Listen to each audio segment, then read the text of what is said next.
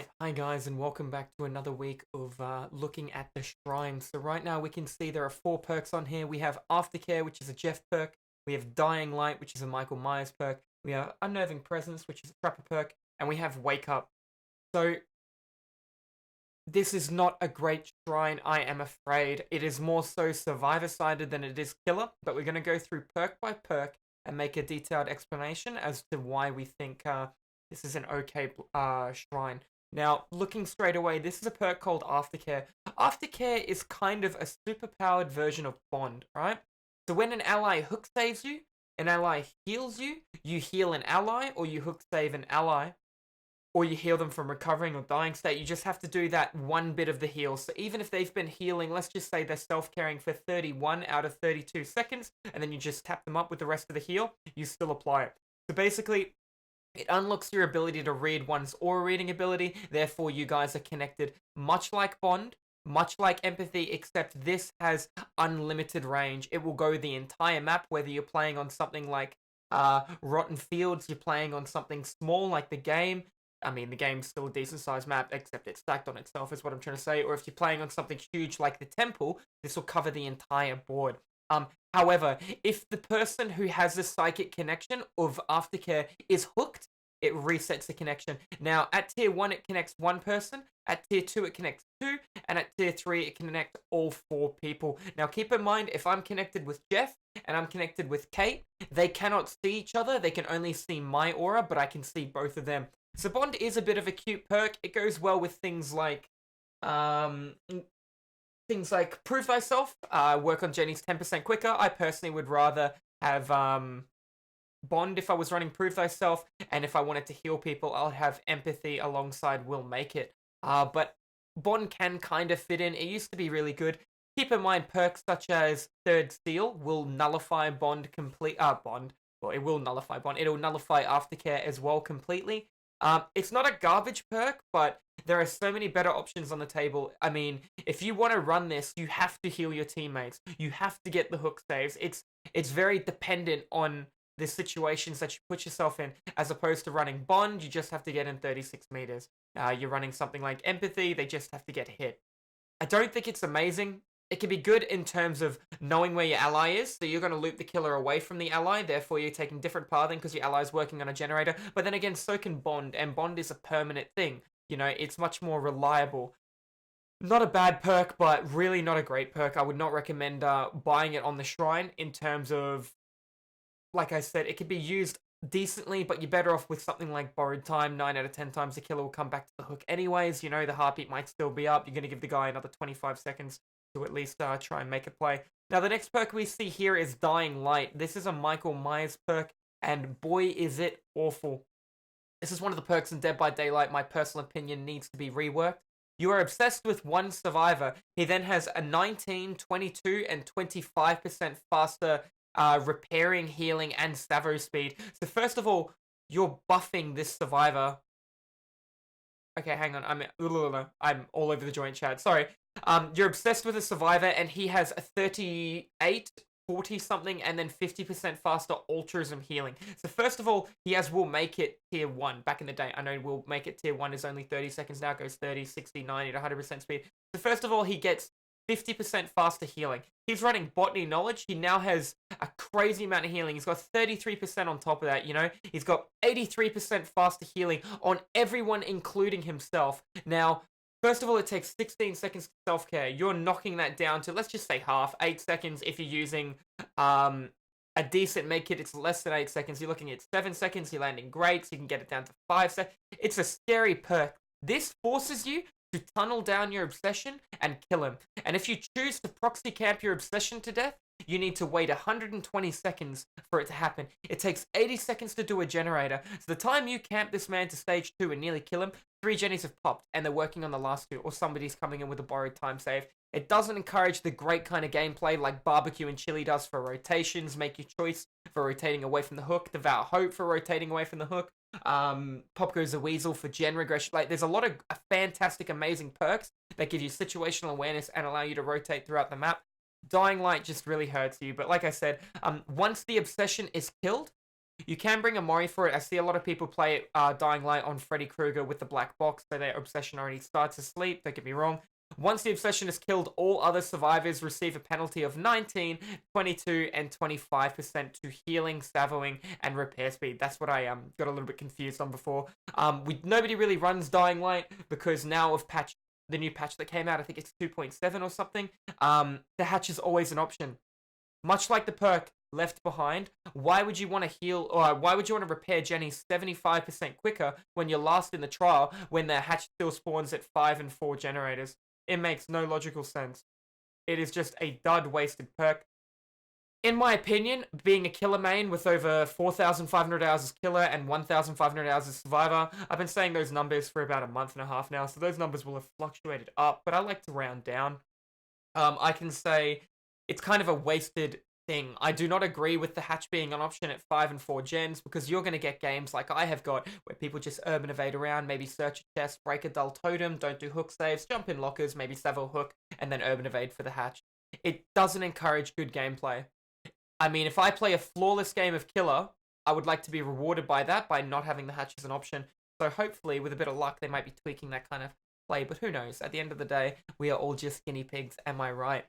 Moving on to the next perk right now, we have Unnerving Presence. Now, Unnerving Presence is a very good perk unlocked by Trapper, depending on the kind of build you're going for. Now, if you like the perk Overcharge, I do not think it's that great. Overcharge and Unnerving, however, makes the smallest skill check possible in the game and can be very difficult to land.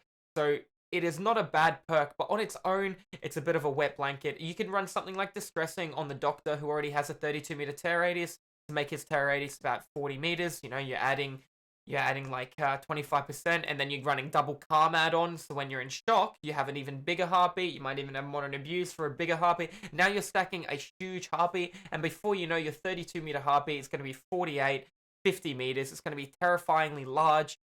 Anyone in there is going to have a 50% smaller skill check. It's a very intimidating perk, but all it takes is people to dedicate and not get worried. A lot of people get nervous when the killer has Unnerving Presence, Ruin, 3-gen strat, and Distressing with Overcharge. And a lot of people who would run that would be the Doctor. The Doctor doesn't have any threat, remember, unless he's running Noed, stacks to Devour Hope, stacks to Save the Best for Last, make your choice. The Doctor's just an M1 killer. He can't do anything. I mean, yes, I understand he charges a shock for 2 seconds and can animation lock you for 2.5, and as long as he's smart with changing stances for the 5% movement speed from 115 to 110, and he shocks, changes stance, gets a bit of distance, change back, shock, yes, he can catch you at a pallet loop if he's very good. Now, the chances of you coming across a very good Doctor like that, you have a better chance of opening your window and seeing a unicorn.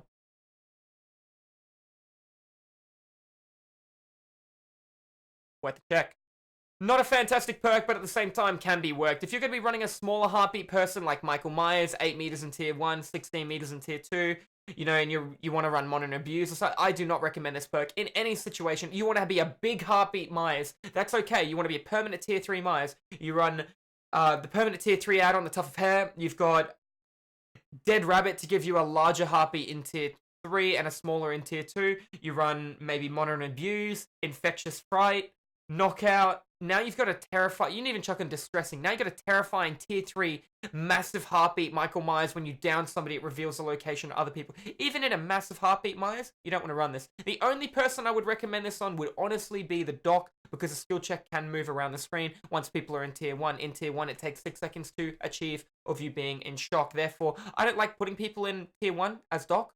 I would rather leave them not in tier 1, because I run Whispers and Make Your Choice. Therefore, when somebody comes for a hook save, if I come back with my hand ready to go with Punish Mode, and nobody, with Treatment Mode, not Punish Mode, and nobody screams in 6 seconds, I can generally pinpoint which locker you're in due to the fact I'll have Whispers as well. So not a great perk, but not a bad one. You can see a pattern here. Aftercare's not a great perk, but not a bad one. Dying Light, in really, really not so great perk. I'd rather have freaking Dark Sense. Moving on to the final perk. Look, this is going to be the most useful perk on the Shrine this week. The Shrine isn't that great. I'm trying to sell you on it, chat, but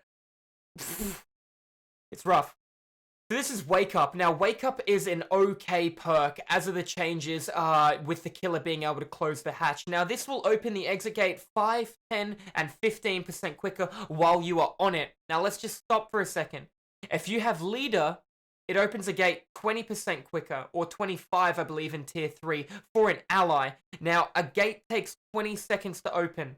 So that's, 10%, 2 seconds, 10 plus 10 plus 5, that's 2, that's 4, that's 5 seconds off an exit gate. It'll take you 15 seconds to have an ally open an exit gate if you are running leader. However, with Wake Up, it reveals the aura to all your teammates if they've lost the gate. But that's not important. It gives you 15% quicker opening of the exit gate. That's going to cut it off 3 seconds. So it's now 17 seconds to open rather than 20 seconds to open. How can this be good? All your teammates die. The killer's going to be like, shit, he's trying to get the hatch. He's going to look around for the hatch and he's going to close the hatch. Instead of you looking for the hatch, perhaps go to an exit gate far away. If both exit gates are together, you're in a bit of trouble.